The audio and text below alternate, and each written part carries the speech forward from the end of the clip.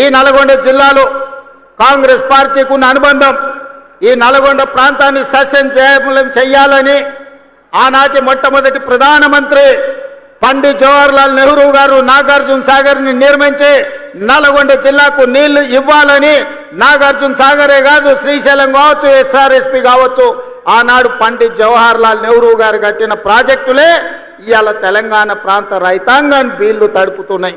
అదే కాదు ఈ నల్గొండ జిల్లాలో ఈ ప్రాంతంలో పారుతున్న మూసీ నది ఆనాడు కాంగ్రెస్ పార్టీ నిర్మించింది. కాంగ్రెస్ పార్టీ నల్గొండ జిల్లాకు నీళ్లు ఇచ్చింది.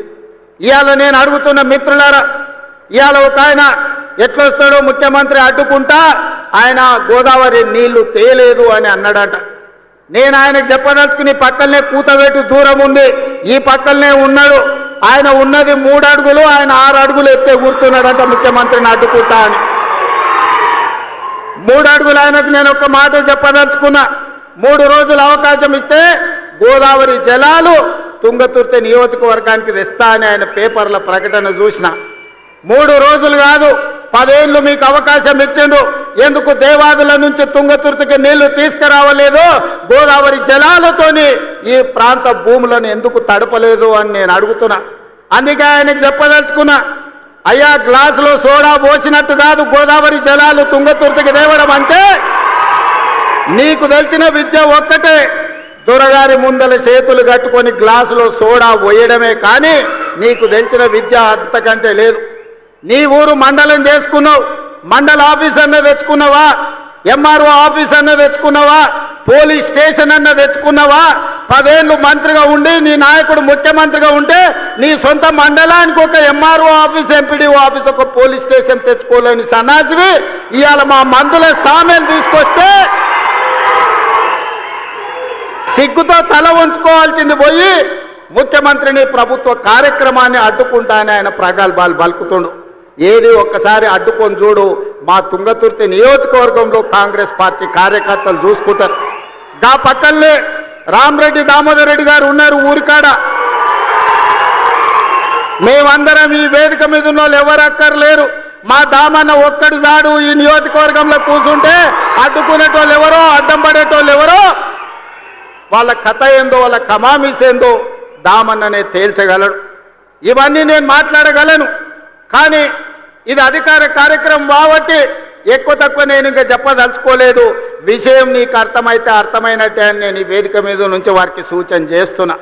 అందుకే మిత్రులారా, ఇవాళ తెలంగాణ రాష్ట్రంలో మీరు ఆలోచన చేయండి. 10 సంవత్సరాలు పరిపాలన చేసిండ్రు.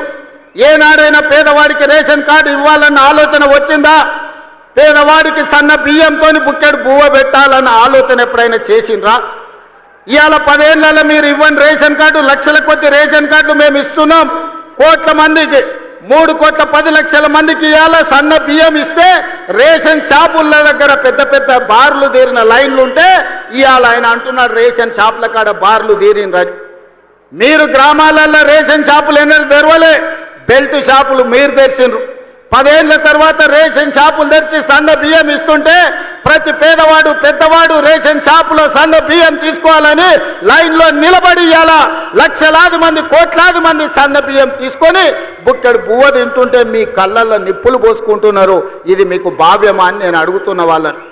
అందుకే ఇవాళ మిత్రులారా, రేషన్ కార్డులు ఇవ్వాలన్నా ఇందిరమ్మ రాజ్యంలోనే, సన్న బియ్యం పెట్టాలన్నా ఇందిరమ్మ రాజ్యంలోనే, మీరు పండించిన వడ్లకు కనీస మద్దతు ధర ఇవ్వడమే కాదు 500 రూపాయల బోనస్ ఇవ్వాలన్నా ఇందిరమ్మ రాజ్యంలోనే సాధ్యం. మీరు బ్యాంకుల్లో తెచ్చుకున్న అప్పులు 2 లక్షల రూపాయల రుణమాఫీ, 25,55,968 మందికి 21,000 కోట్ల రూపాయలు 15 ఆగస్టు నాడు మీకు రుణ విముక్తులను చేసి ఏ విధంగా దేశ స్వతంత్రం పేదలకు వచ్చిందో, రుణ విముక్తి నుంచి బ్యాంకుల నుంచి స్వతంత్రం ఇప్పించి పేదలకు 21,000 కోట్ల రూపాయల రైతు రుణమాఫీ చేసిన ప్రభుత్వం ఇందిరమ్మ రాజ్యం అని నేను ఈ సందర్భంగా చెప్తున్నా. ఇదే కాదు, రైతు భరోసా ఇస్తలేరు. రైతు భరోసా రేవంత్ రెడ్డి ఎగ్గొట్టాడు. రైతులను మోసం చేసిందని ఊరూరా వాళ్ళు ఒగల ఏడుపులు ఏడ్చిండ్రు. ఇంటింటికి పోయారు, కడుపులో తలకాయ పెట్టారు. కడుపులోనేమో సంతోషంగా ఉంది, ఎగ్గొట్టే బాగు